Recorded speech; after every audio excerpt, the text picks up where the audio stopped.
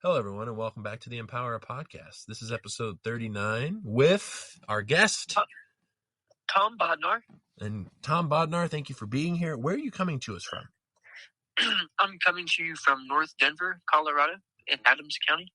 Well, welcome to the Empower Podcast. For those who don't know, the podcast is a overall ability to make outreach and raise transparency and awareness through a continued commitment, not alone, but together as a community with healthcare professionals, community healers, and members of the general public at the helm.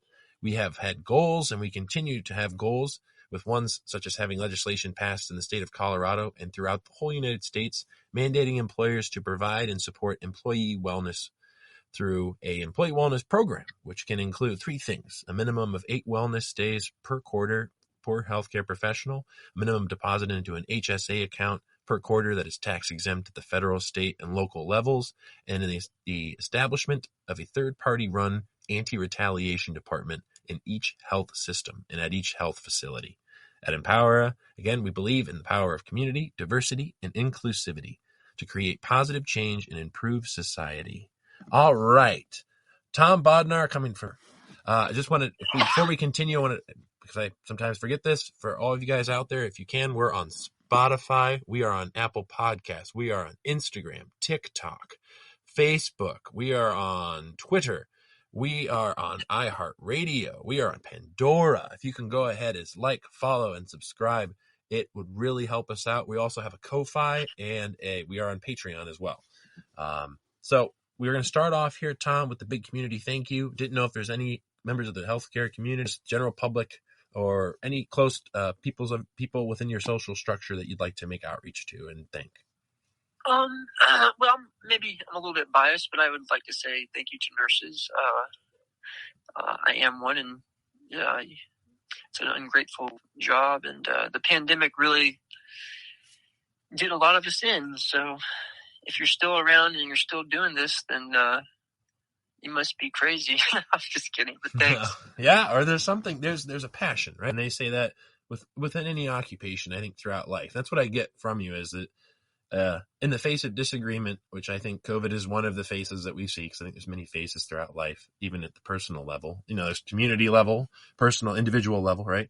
And seeing what came out of that for not only people in their individual level, but what the conversation may be, because a lot of life and things within it are conversations, is within the occupation in which you live. Because, not only nurses, maybe where you've considered, like you said, I had that draw. Some may have left their other job, working wherever it was, and they may have blown up on social media, or they may have written a book, or they may have written a training session and whatnot. But yeah, well, thank you for that. I have to ask myself on the show, Brett, does this guest make you feel empowered? And I have to say, Tom, you do make me feel empowered. Thank you. Oh, you're quite welcome. Yeah, so I wanted to start off for the integrity of healthcare for you. So I know me being in Ohio at this current juncture in time, inventing the possibility that I am still being a resident of Colorado, uses the legislation that has passed for recreational marijuana and other substances related to THC, and they're mainly those, substances. And then in Ohio, there's the passing now of the being the 24th state that has passed for recreational usage of marijuana. And I didn't know if we could talk. We both have to follow our own state and local ordinances, but conversation and being able to educate from what it is we know, from at least from what I'm sharing on my own meandering experience, moving forward as to not only being a healthcare professional, like you mentioned, and the impact if it has on that, if we could talk a little bit to that, but I guess even current research that's come out, just to kind of touch upon, because I know there's even stuff that even I found out coincidentally was published close to the election, mainly, and I'm not here to say it was targeted at Ohio, but it just so happened to be published close to when legislation was passing in Ohio, which just so happened to be a swing state and has been for a long time. I just threw a lot at you, I know, but I guess for me, integrity of healthcare or health and wellness with cannabis in your own life. Do we start there? Has it made a difference? Most definitely. That's a very pertinent question. Definitely, it's why to make a very long story short, it's why I'm still around. Some people will say that sounds like an exaggeration, and then there's other people who with the same experience will have no issue believing you instantly. And I've met both types of people, obviously, but it's done things for me that I couldn't get from traditional medicine. And when it comes to chronic issues, there's really, it just seems to be, it seems for me at least to be a superior choice to traditional, or maybe not so traditional, but Western medicines, which are really all about 100 years or less old. When you look at cannabis, it's been used in its current form for 5,000 years, and before that, it was used in various other ways. But it's certainly, and not only that, but just plants in general. That's where the medicines all started were plants. So it's really no wonder that something like cannabis is a plant. It's not surprising that something that's a plant is very medically loaded with potential. It's not so. And then I guess so with that, and I guess if I could bring this to the table, we could look at the safety aspect, because I know with this, having people within my own social structure, not only just being Brett, the nurse, on this planet, I do have a family as well, and being able to have these conversations with the youth and seeing that that's a possibility now. And I think the possibility of, and I said this to one of my elders, and I talked to them about it, and they laughed. And I think they laughed because it was so true. Is I said to them, because they were like, yeah, like we do, like, as I was like, yeah, what is DARE going to do now? Like, what's that program going to look like? Can we have that on the news so we can see what that looks like for the youth? So we're having the same kind of conversation. Because I think that's one thing I even asked both my parents within the last couple of weeks, is I said, did you know the officer that taught me? Did you get to meet them? Did you in any way, shape, or form get to see like their competency level on teaching? Not to put down the general public or my government in any way, shape, or form, because they're an intelligent governments. It seems they're very intelligent businesses and entities. But I'm just saying that there's overall integrity to look at. And I think with the reinvention of history, I had a past guest, it was episode 38, Trevor. And he had to talk about the fact of him being able to integrate the conversation with his son, who's 9. And sorry, I know I'm jumping around generation. It's because I want to integrate these all together because there's distinctions. Trevor is like, yeah, I get to write history. He already has this mindset that he gets to do this and he gets to see it, and he gets to know when is the right time. But like, I feel like the older generation, they didn't know when to have that conversation. And now it's honestly, I feel their youth is having the conversation with them for their own safety's sake and just awareness, because there was this, and this is the other part of the conversation I said with this elder I said, not only do you get to rewrite history, but you don't have to tell you what to do. And that's when they laughed. They laughed, I think, because, and I'm just going to declare this myself, it's just how I felt, it was a traumatic response. Some people, we've used humor to drown out a lot of history, a lot of conversations, and it can be used correctly. Don't get me wrong. Laughter is the best medicine, and that's what I found so far in my life. But there are distinctions in life. And to see that, and if it does, the fear-based response, right, is the amygdala. I would be curious if there's an involuntary response of the amygdala for the older generations. And now that their bodies are literally creating a new this is all theory, creating a new neural network, right? And they're like, okay, well, I don't have them here anymore. Like before it was like, okay, my parents are passed. They're no longer here, and that's this distinction in life that most people have when their parents pass away. And I don't know what that feels like. I'm thankful at this time, but to be able to see now that there's other possibilities that can come out of that and how quality of life can change from that. And yet it comes down to laughter. See what I'm saying? But to see that you get to write the history for that, you get to be the grandparent, whoever they are, you get to be the uncle or the aunt, or even the person of the family who may not be affiliated by blood, but you're a member of the family regardless. And you get to be there for support, that 3 a.m. phone call when someone doesn't know what's going on. And you know what? I'm sure those have happened with alcohol and other neurotransmitters in the past. So if we're going to integrate another one and we're able to have that in society, why not have that? And you know what? Love comes in different forms. And I think, and this isn't the primary form, but love could be a 3 a.m. phone call where someone's like, I just smoked a bunch of marijuana, or I just ingested a bunch. I'm in whatever state. This is how I'm feeling. And then somebody gets to bring them back to planet Earth and go like, okay, like you did ingest that, right? And they go, Oh yeah, it did. And then it's just a conversation, and it's amazing to see perspective when you're under the influence of certain substances and other neurotransmitters, caffeine included, alcohol, nicotine, sugar, processed sugars, to a certain point. And we could go on. And some are legal and some are not. But what do you think about that? Well, I mean, cannabis definitely is like those other substances. It's definitely a drug in the sense that it acts on neurotransmitters, but it's different in that it's got a signaling system unlike any other receptor system in the body. It's the endocannabinoid system is it's really its whole goal is balance. Its main primary areas that it really focuses on are appetite, memory, learning, mood.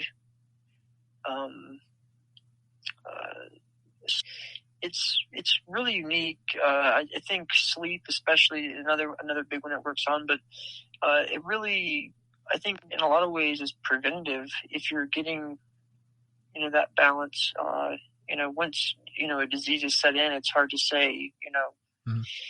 well, it would fix it. But I think cannabis, taken, especially, taken in a way to really absorb the cannabinoids, to try to get them in your bloodstream at a maximum level. You're not going to want to smoke it. And there are, my own medical marijuana doctor gave me a study a couple of years ago at one of my visits to him, and it was basically about how cannabis smoking is really not that good for your lungs, regardless of what people say. I forget the exact details of the study, and it wasn't as damning as cigarette smoking. But I think, especially when it comes to using cannabis medically, if you can ingest it, take it as an oil, a sublingual, or an edible suppository. They have patches as well, and actually there's sprays now too, which are becoming a thing. But like sort of, you just kind of spray it in the back of your throat. It's really, cannabis is becoming a pretty, it's being seen for its usefulness and versatility.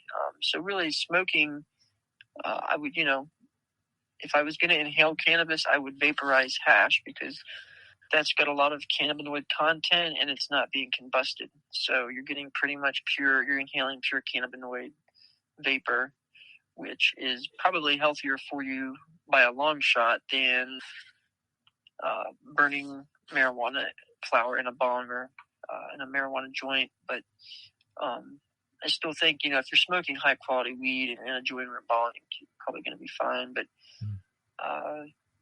I think cannabis, it's definitely a substance that's, it's legal now in 24 states recreationally. I mean, it's time for the federal level of the government to look at things because the populace, obviously, I think to some extent, I forget a Gallup poll that was taken about 2 years ago. I think it was 2021, but I think at the time, about 2/3 thought it should be legal,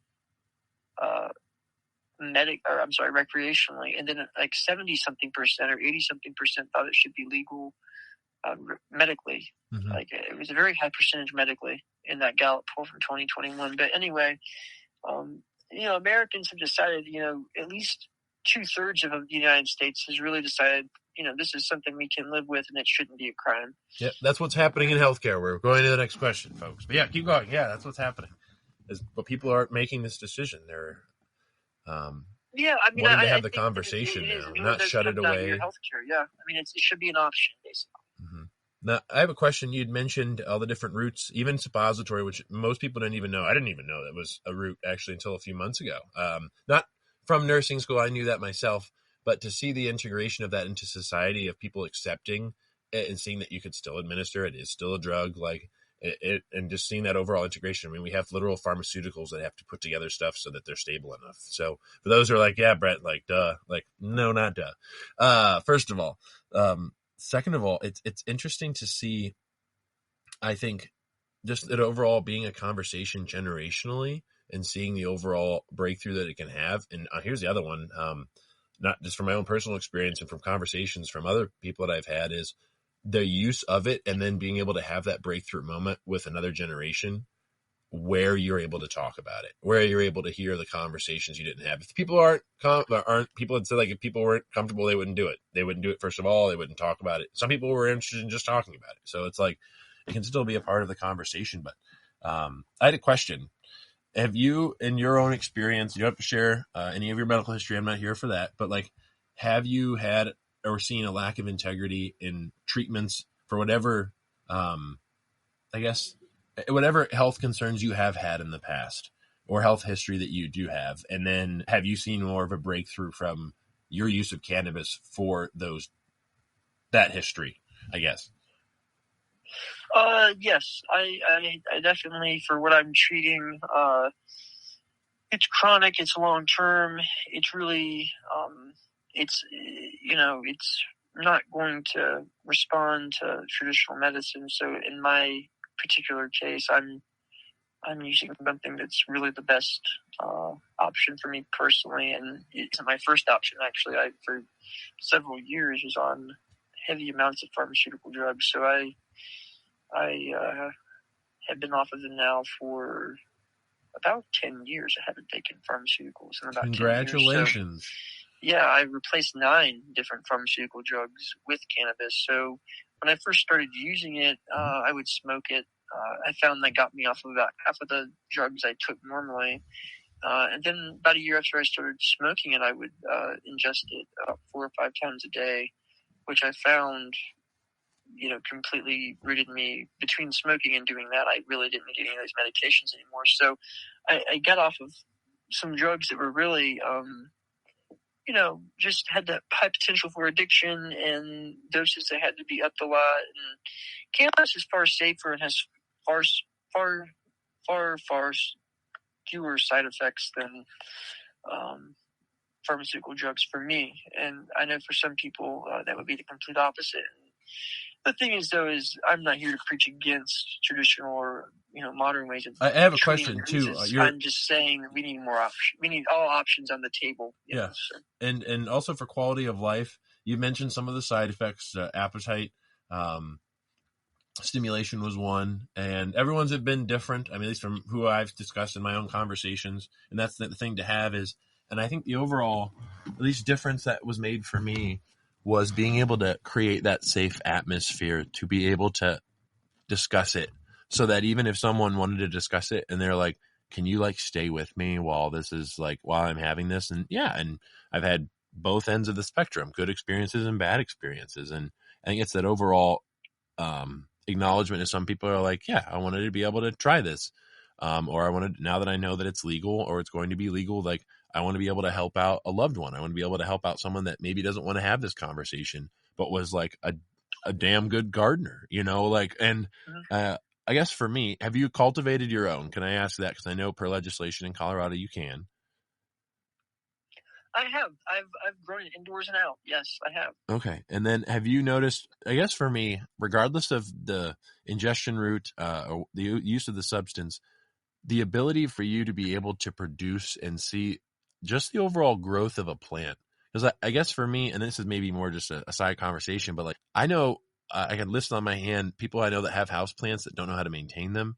And I guess I don't know if you've had houseplants prior to your cannabis plants and how the life of them went versus your overall cultivation. It's because some people, they don't realize, I think, the overall process of being able to cultivate your own. Some people maybe think, maybe they just don't, again, not a conversation that has been had, right? So they really don't have a baseline for like, okay, like how do you do this? Like, is it really tough?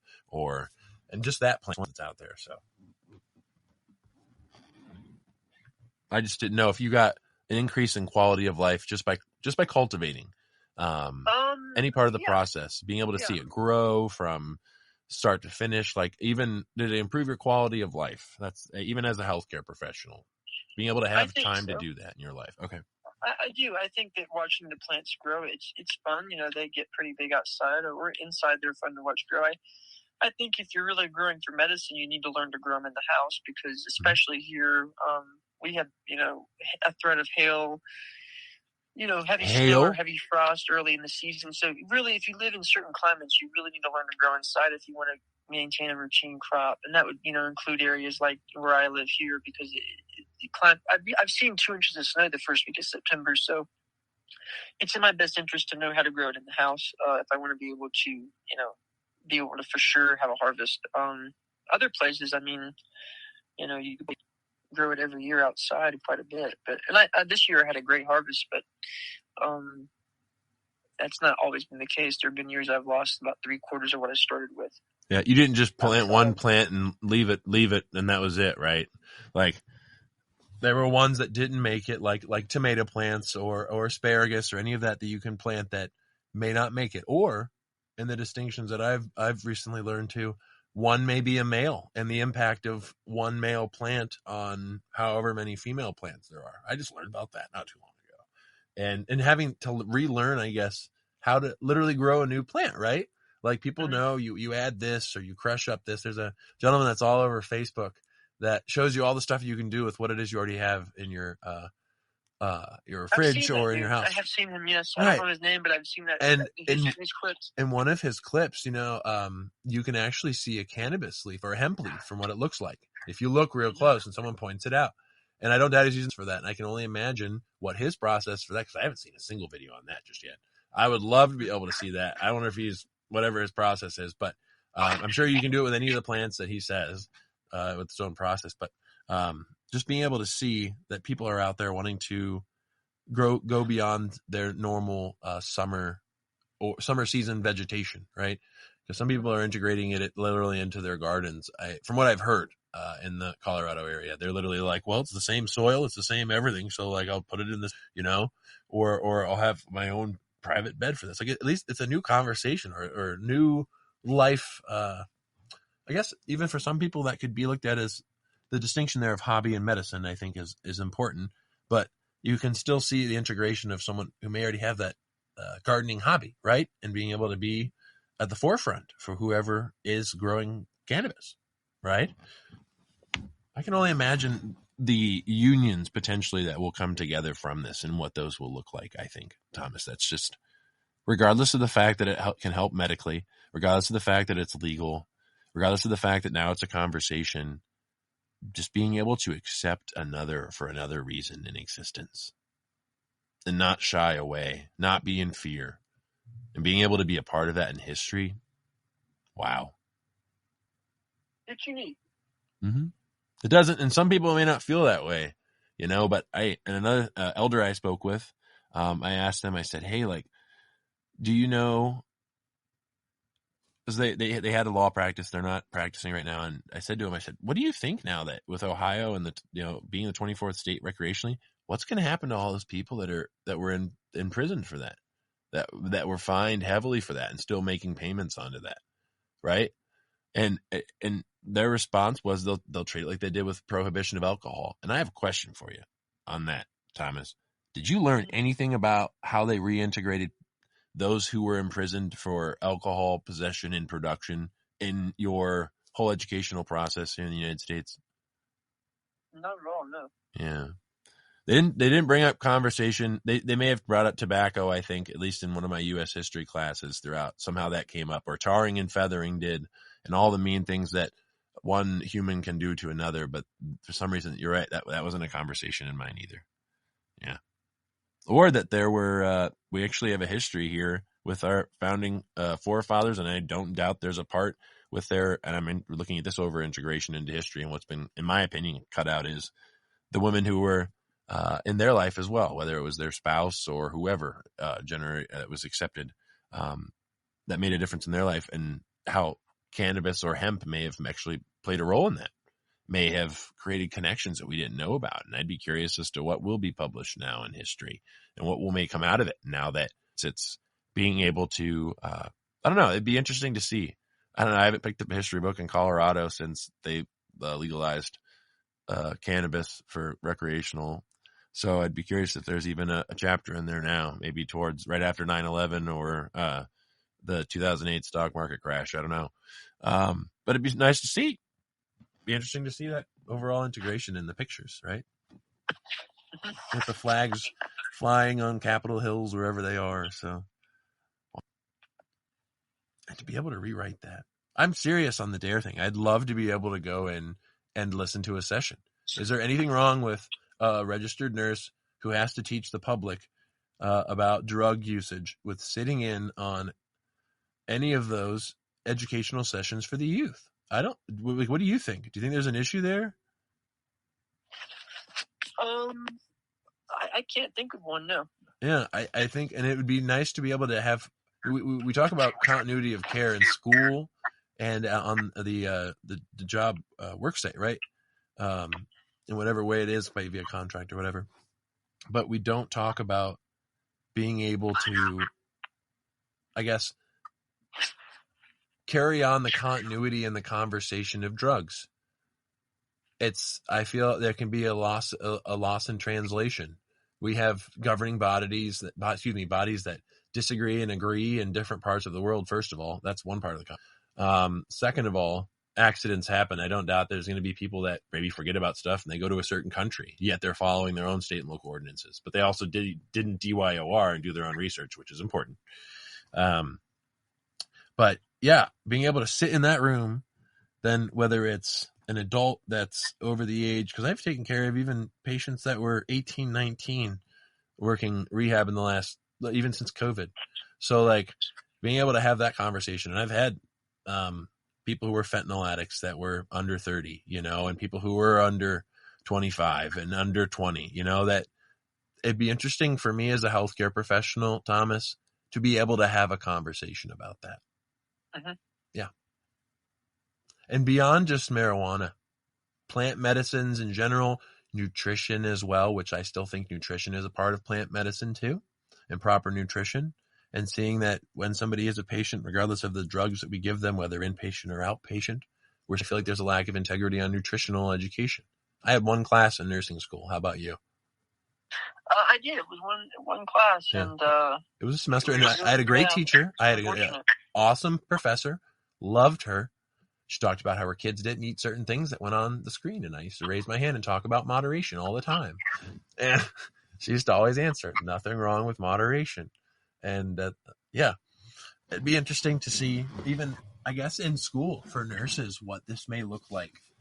I don't know if there's been changes in that, because I know that there's legislation that prohibits the usage, or there's policies and procedures that prohibit the usage for patients in facilities and whatnot. I'd be interested to see that too here in Ohio, what that form or forms may look like now, and how many people may be. I'd be curious if they're grandfathered in. I'm not saying that they would be. I'm curious if they would be in some way, shape, or form, and what that would look like, because this is rewriting a book, and wow, I'm just in awe. Yeah. And to see that you get to be a part of that, and historically at that time, I think one of the first states in the United States was actually Alaska to legalize medical marijuana. And it makes sense. It's what they consider, we're all considered the lower 48, and then you have Hawaii and Alaska. I don't know why that distinction exists, but it's amazing to see that somewhere so remote took it into their own hands to be like, medically, this matters. And then all of history is gone through so far, and now we're at the 24th state, and I can only imagine the ones that will go on beyond that. So, wow.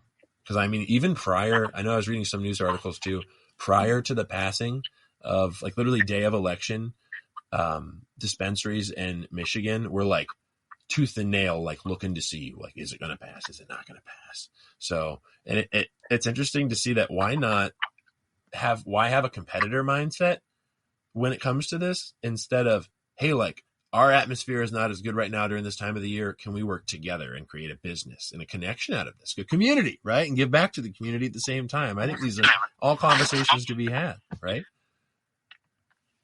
Because there is this competitor mindset we have with a literal plant, and other plants are out there too. Who has the best tomatoes, and what is it? Heinz has however many variations of tomatoes in their ketchup. Yeah, and I don't know about for yourself, Thomas. Did you happen to find anything Recently, yeah. There's the American Heart Association came out with a study here. Look at the date on it. I think it was November. Nope, you 6th sent it over. there. You sent it over. Yep, November 6th, the marijuana use linked with increased risk of heart attack and heart failure. Yeah, so that would be, I guess, one of the more recent studies, I guess, or recent opinion pieces out there on cannabis. And I have to say, you have to find it a little bit interesting that it came out days before an election, days before the state of Ohio, one of the really larger states population-wise. It has a lot of electoral votes, Ohio does. So, days before Ohio votes on recreational marijuana, the American Heart Association comes out with a study basically damning weed, or at least in my opinion. And I'm going to try to stay as objective about this as I can. Obviously, I think Sure. Would you like me to read the highlights for folks real quick? Yeah, I can do that. Yeah. So the research highlights were. Oh, you go ahead. As more people across the U.S. use marijuana for medical and recreational reasons, 2 new studies suggest its regular intake may damage heart and the brain. In one study, daily use of marijuana raised the risk of developing heart failure by about 1/3, even after considering other factors compared to people who reported never using marijuana. In a second study, older people with any combination of type 2 diabetes, high blood pressure, high cholesterol who use marijuana significantly increased their risk for acute major heart attack or brain event while hospitalized compared to those who reported not using marijuana. And this is reported Monday, the 6th of November this year. Like I said, I'm going to try to be as objective as I can, but I probably will tend to be, as a medical marijuana advocate, I'm going to probably be a little biased. But I guess the first thing... Nothing wrong here. Do you have a question? No, I said nothing wrong here. Well, the first thing is, the study has 150,000 or 156,000 adults, I believe, participating in it. So you've got... I guess to be exact, actually, it looks like it says 156,999 individuals. So to begin with, that's just a very, very large field to draw from. All kinds of different lifestyles or people are having. What I'm getting at is from the get-go, this experiment lacks controls. Another issue, they themselves in the study, anyone can go. It's on the American Heart Association's website. Yep. Oh no, we'll link it. We'll link it in the episode too, Thomas. No worries. Right. One of the things they mentioned was potential coding errors in patient medical records. Said that what they're saying is that they're across the board. There is no standardized code for what cannabis abuse or misuse is. So the fact that they've not, there is no uniform code for that. It's it would be very hard to do a study across a state line. I mean, because one state may have a code for that and one may not. And for those who are looking at the study too, if you're looking for that part, that's in the second part. I can see it right here. Yeah, second study that was carried out. That information was there right towards the end. I guess another issue, and they again mentioned this towards the end of the study. It probably would take about 10 minutes to read this page for those of you interested in going to their website and reading it. They do mention that in both studies here on this page, the route of administration, so the way that these individuals who supposedly have an increased risk for heart attacks and heart disease or heart failure from using cannabis, so they don't for it as serious as a maybe as what the American Heart Association is saying here. That's a pretty serious maybe study they put out. So the fact that they don't have their route of administration, a route of administration is huge with cannabis because I think you had touched upon earlier in the episode too the different routes that do exist, and if we want to go ahead and reaffirm for those who do know or don't know, most people they do know. If you want to go ahead and include some of them, we do have the smoking, which is the most one most people know. So I mean, there's obviously the most popular smoking, but what's really medicinal is suppositories and tinctures and sublinguals. Of course, edibles are there, patches as well. But smoking, I'm not going to defend smoking. I'm not trying to legitimize smoking as a way to take medication, and I'm not doing that. And I wouldn't encourage anyone to smoke anything myself, but I think when you have a study that's talking about marijuana or any drug being a potential, maybe it causes X, maybe it causes whatever, and you're not taking into account how the drug is being put into because the thing is that if you smoke cannabis, you're getting far less in you as far as a blood saturation, a saturation level goes. If you put something under your tongue, you're going to absorb 80% of the cannabinoid content, and it's going to bypass your liver. If you smoke something, you're going to get just fractions and fractions of the cannabinoids that would be available in the plant matter or the marijuana product you're smoking.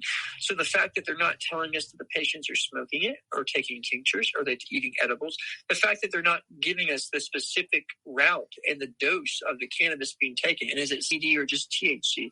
I mean, they leave out a lot of things that basically become extremely important. And when you're dealing with medicine, if you're studying the long-term effects of Lipitor, we would really want to know a dose. We wouldn't say patients who took Lipitor. We would say patients who took X milligrams of Lipitor, X days of the week. We would be and then your route in which they took it. We need to know a lot more specific things about cannabis other than someone smoked a joint once. That doesn't make someone a marijuana user. It doesn't make them a medical marijuana user, and it tells us nothing about their lifestyle and what other drugs they may use. So I'm sorry, go ahead. Did you have no. I was going to say it was going to, as like you were saying, is the learning about the route and being clear on that and complete on that in the overall study, and seeing that although these people may have all these other comorbidities, it's not saying in which way the overall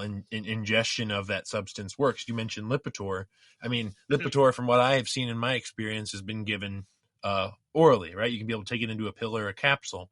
But the same thing is we are mentioning this. I don't know if there was even mentions as to dosage as well, or frequency within the study. I didn't see it on my end. Not at all. Okay. Just that the overall substance was used, right? Okay. Right. Got you. And it could be, and I think we had previous conversations. Frequency of use, not mentioned. So go ahead. No, good. Absolutely. No, like the same thing too. I mean, it kind of reminds me of those, and it could be members of the overall population that was picked, and the overall risks that they said that they did have as well. But if they even had, and I know we had previous conversation because I do know you, is if we don't have any research on like 50 years of drinking Diet Coke, you had said. And it's interesting to see is we know what the Diet Coke is. We can be able to measure how much is in each can. We can probably measure the frequency in which somebody drinks it or the packs in which they buy it. And then the main thing we're looking at is I feel like the end product is the cleanup of what does the Diet Coke from what we have seen end up leading to. Oh, did you take Diet Coke and now you have a blood sugar of over 300 consistently? Oh, okay. You did too? Oh, so did you? Oh, so did you? Okay. Got it. And then I'm not seeing that. For those who need the breakdown as to research, and that's okay, because some of this research can be very misleading, or it can even like make you wonder as to, okay, well, what is here and what is not there, or what to look for that may not be there. So again, we're both not here, at least I'm not, and you can go ahead and declare it for yourself, not here for nursing advice, medical advice. Please do your own research. This is our own meandering experience to literally raise transparency and awareness as to what's truly happening, not only in the big health realm, I guess, in nature as well, and also within the big pharma realm and the healthcare system at large, I feel. Right. Yeah. I mean, I'm certainly not here to for anyone. In most cases, cannabis is a smoked substance, and the way our culture does things, I'm definitely not defending smoking anything as medicine. I want to make that very clear. But I also want to make it very clear that when you have a study and you don't include the route of administration, the cannabinoid contents, a dose. I mean, it's a very vague study, and to put the headline of what it may potentially cause, it just, to me, it's there's a more scientific approach. There would have been a more scientific approach. How cannabis is ingested is paramount, especially if you want to look at, a specific way of taking this and what its long-term effects are. In the second study, that was, I read quite a bit into that. The individuals who basically, it looked like they had more or less lived a lifetime of just very poor health habits, and people likely who, were in all likelihood using many more drugs other than cannabis, many more drugs. This was a diseased and disabled population to begin with. And also another tidbit, I guess, worth mentioning is that out of the 156,000 people in the study, 2% or 2,900 of these people developed heart failure during the study that lasted for 45 months. Again, that 2%, they don't go into any detail about whether the cannabis use was, one time if they had a joint in college or if they were daily. It doesn't, they don't tell you a lot about that 2%. Again, so that they're vague. I guess the question I would have is how many of those people were going to, out of the 150, those 2,900, how many were going to develop heart failure, whether they had ever smoked a joint or not. The funding was also something they mentioned, which they listed in the abstract. I won't go into detail with that because anyone with access to the internet can read about it. And we can link that as well, Thomas. Right. We can, yep. I just think I will just briefly say I think it's very difficult to have a completely non-biased study when the people funding you, it is definitely in their interest to not have legal cannabis, and that is just a fact. The American Heart Association, and this is for the calendar year 2021. The American Heart Association received 18% of its revenue from various corporations, including pharmaceutical and biotechnological companies. So they're getting some of their revenue from people who definitely have a vested interest to look the other way, so to speak. I guess have a vested interest to sort of, or disinterest, right? Even to look at cannabis. Look away from cannabis, but I don't know how long that's going to last. I mean, there's already, not to get too far off the study here, but there's already legal CBD being given. I know from my own experience in the work setting, it's FDA approved. I believe the name of it's Epidiolex or something to that effect. But given out for patient is really given out at this point as procedures, and it's given out as a sublingual medicine. But it was approved by the FDA. There are actual cannabinoid medicines that are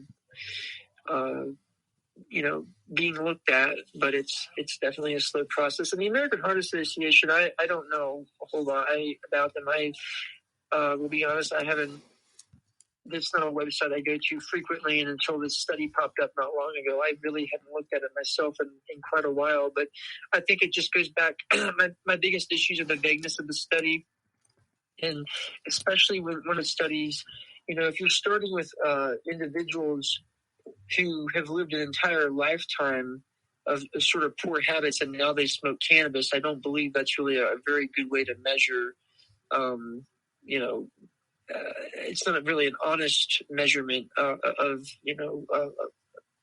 cannabis being, toxic to someone's health. I mean, it's, you need a cleaner baseline than that to begin with. But a lot of these, I guess one point they made, and I think it was the second study, is that they did differentiate between people who smoked cigarettes and people who had smoked cannabis, which is good, I thought, because a lot of times people do not differentiate between the two, but the other one they did mention was now, of course, you have not just cigarettes and cannabis, but you've got all different types of vaping. They don't mention anything about that. A lot of people or concentrates, right? We had mentioned concentrates. Right?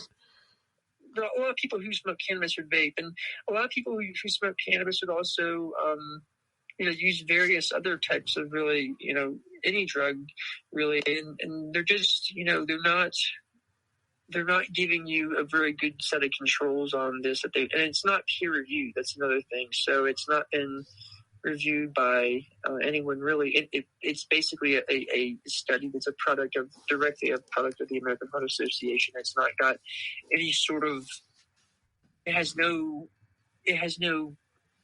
peer review. It has no one outside of, its immediate, publishers, the people who approve about its validity. So, the people who approve my it comes out right at the time of an election where you're voting on this. I think that was almost coincidental. I was like, wow.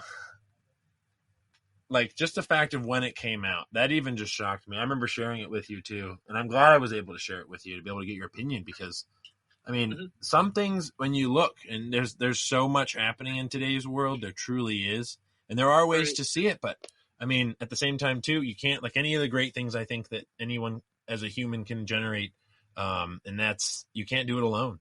You honestly can't, and if you're able to sharing is how we all win. Honestly, that's truly it, and otherwise we wouldn't be here talking about it. I mean, but Epidiolex, I'm looking this up as you had shared it. I've not heard of it. You can look this up.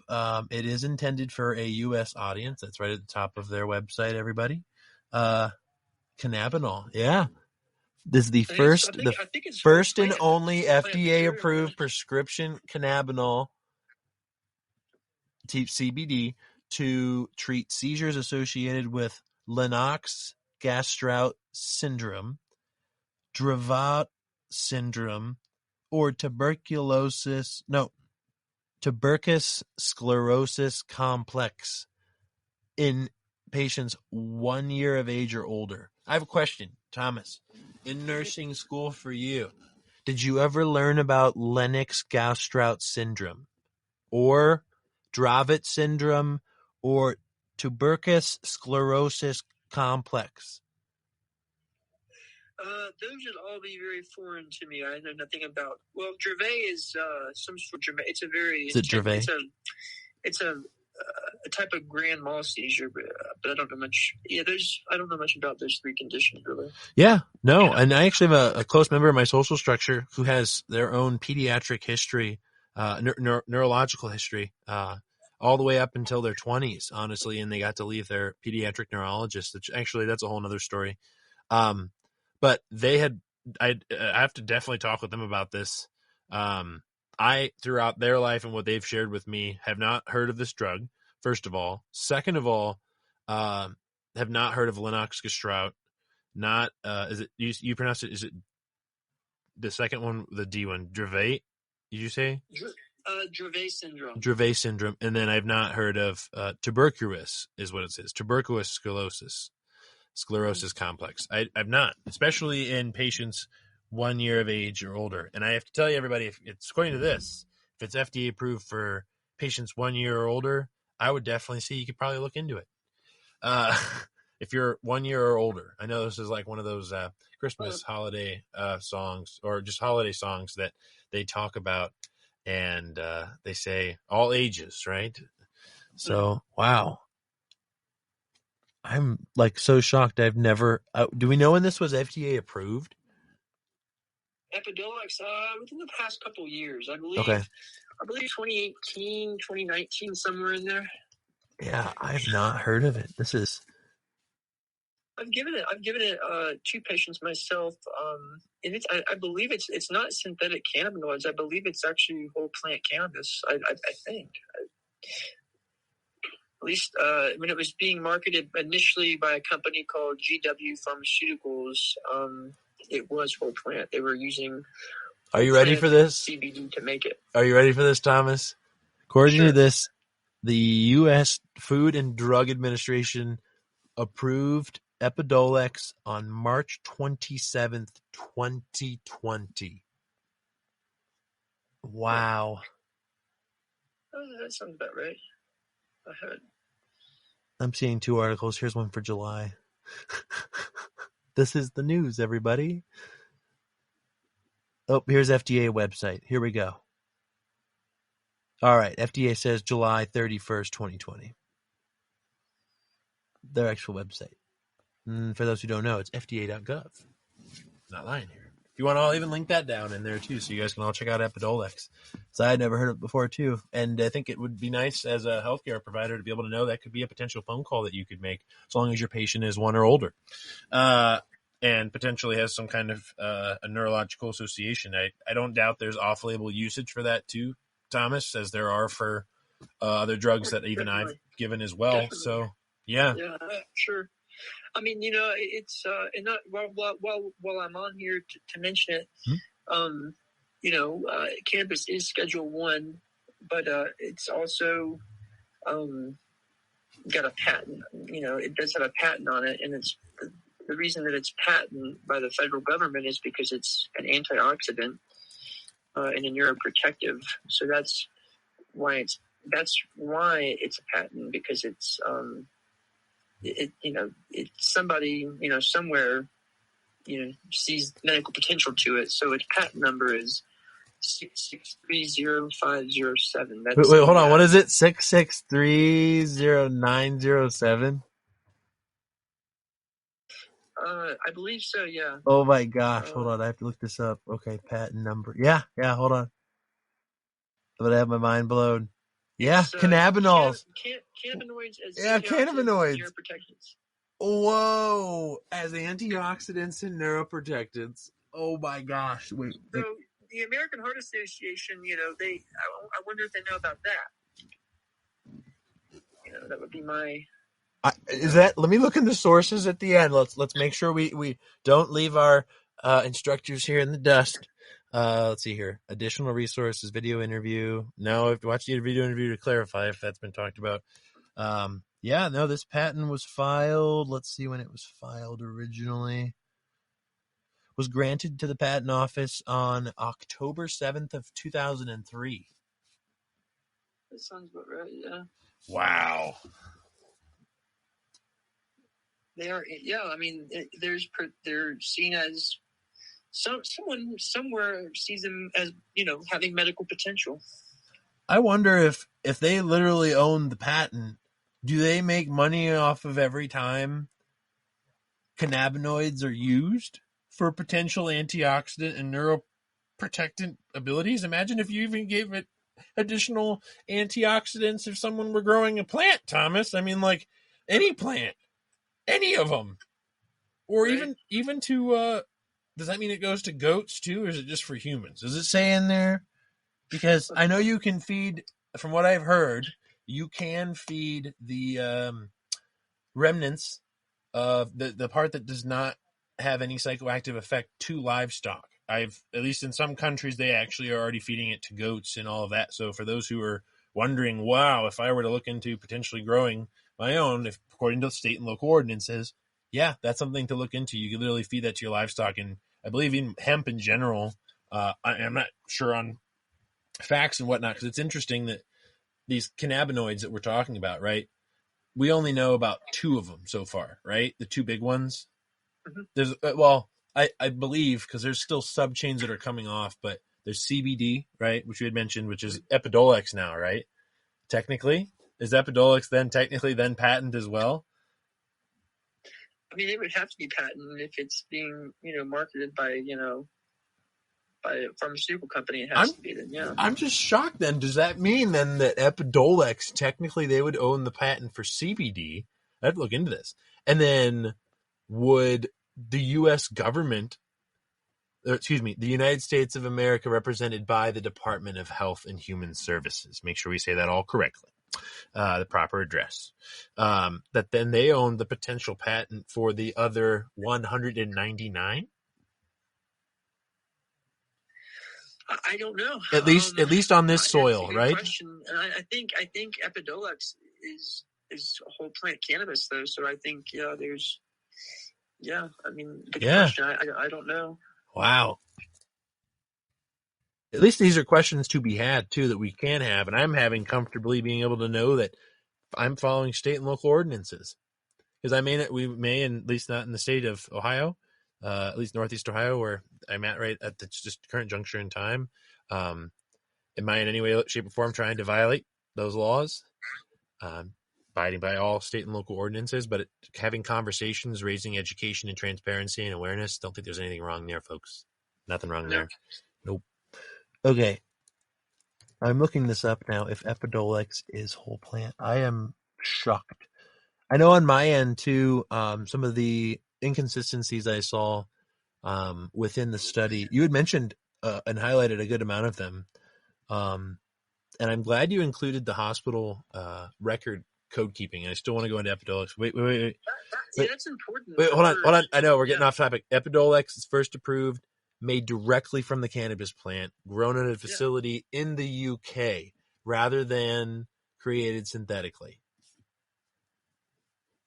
It's grown as a plant. It's a whole plant. It's a whole plant medication. Yeah. Wow. And it's FDA. So literally, you have to think about it.